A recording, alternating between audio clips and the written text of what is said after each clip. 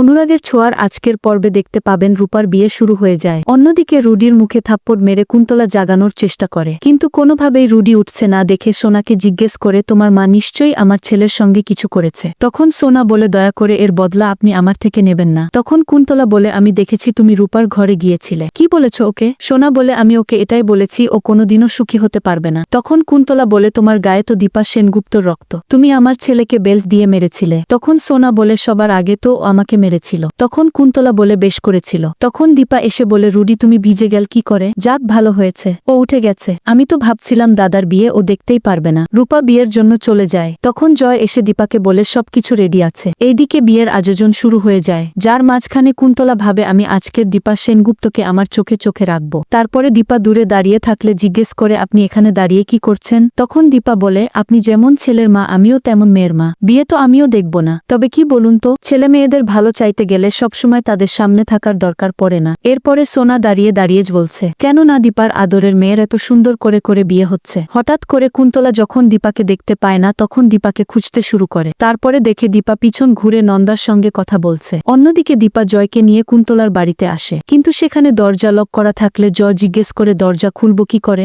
তখন দীপা বলে, কৃষ্ণ আমাকে চাবি দিয়েছে। দুজনে ভিতরে ঢুকে পড়ে। তারপরে দীপা আর জয় দুজন দুদিক থেকে খুঁজতে শুরু করে। দীপা কোনো আওয়াজ না করে উপরে চলে আসে। সেই ঘরের দরজা খুলে দীপা এদিক ওদিক দেখতে থাকে, সেই লোকটা কোথায়? অন্যদিকে রূপার বিয়ে হয়ে যাচ্ছে। রূপা মনে মনে ভাবে, মা তো আমার বিয়েটা দেখতেই পারলো না। অন্যদিকে সোনার আজকের প্রচন্ড আফসোস হচ্ছে। সে ভাবে, মা আমাকে বলেছিল রুডি ভালো ছেলে নয়, মার কথাই তো মিলে গেল, রুডি আমাকে ট্র্যাপ করেছে। আমি কি মাকে সবটা বলে দেব? কৃষ্ণ রূপাকে সিঁদুর পরিয়ে দেয় আর দুজনের বিয়ে সম্পন্ন হয়। অন্যদিকে দীপা দেখতে পারে চেয়ারে কেউ একজন বসে আছে। দীপা তার সামনে গেলে সেখানে একটা কঙ্কাল দেখতে পেয়ে দীপা চিৎকার করে ওঠে। অন্যদিকে জয় এসে বলে, আমি সারা ঘর খুঁজেছি, এই বাড়িতে আর কেউ নেই। বন্ধুরা, আপনাদের মতামত কি কমেন্ট করে জানান, আর পরবর্তী আপডেট পেতে অবশ্যই আমার চ্যানেলটি সাবস্ক্রাইব করুন।